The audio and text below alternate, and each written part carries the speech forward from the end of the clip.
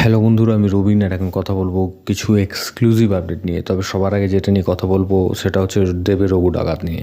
তো রঘু ডাকাত ছবি থেকে কিছু এক্সক্লুসিভ আপডেট কিন্তু চলে এসছে।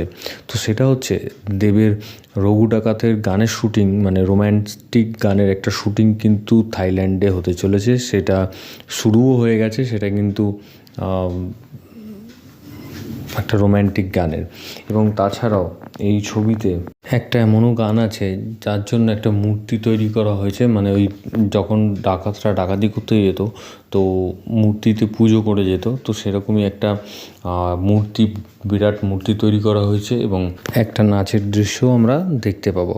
তবে সেইখানে ইথিকা নাচবে না অন্য কোনো অভিনেত্রী নাচবে সেটা এখন দেখার বিষয়। এবং তাছাড়া এই ছবিটা কিন্তু কমার্শিয়ালভাবে তৈরি করা হচ্ছে, এবং এই ছবিটা সম্ভবত দুটো পার্টে আসতে চলেছে।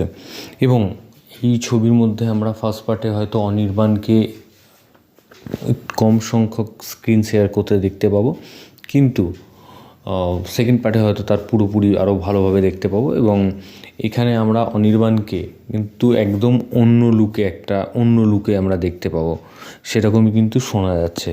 এবং এই ছবির মধ্যে এই ছবি যখন বিজিএম এসেছিলো, একটা বিজিএমটাও কিন্তু দুর্দান্ত ছিল।